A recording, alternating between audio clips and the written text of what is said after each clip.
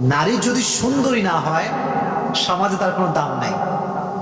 দেখবেন একজন নারী দেখতে সুন্দরী নয়, তার অনেক কোয়ালিটি আছে, অনেক গুণ আছে, অনেক গুণে সে গুণান্বিত, কিন্তু দেখতে সুন্দরী না, সমাজ তাকে দাম দিবে না, মূল্যায়ন করবে না।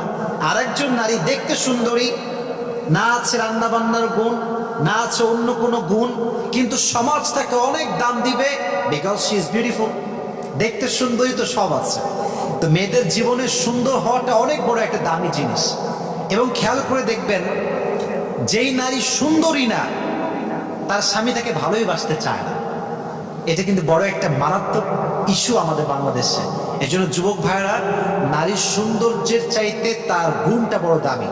নারীর সৌন্দর্য আসলে কোথায়? আমি মনে করি সৌন্দর্যের সবচাইতে বড় ডেফিনেশন বা সংজ্ঞা হচ্ছে মানসিক প্রশান্তি। আপনি যাকে দেখে মানসিক প্রশান্তি খুঁজে পাবেন, সে হচ্ছে আপনার কাছে সবচেয়ে সুন্দর মানুষ। এবং মাথায় রাখবেন, মানুষ তার প্রতি আসক্ত হতে পারে যাকে দেখে তার মানসিক প্রশান্তি খুঁজে পায়, যাকে দেখে সে তার মনের যে শান্তি, হৃদয়ের যে শান্তি খুঁজে পায়।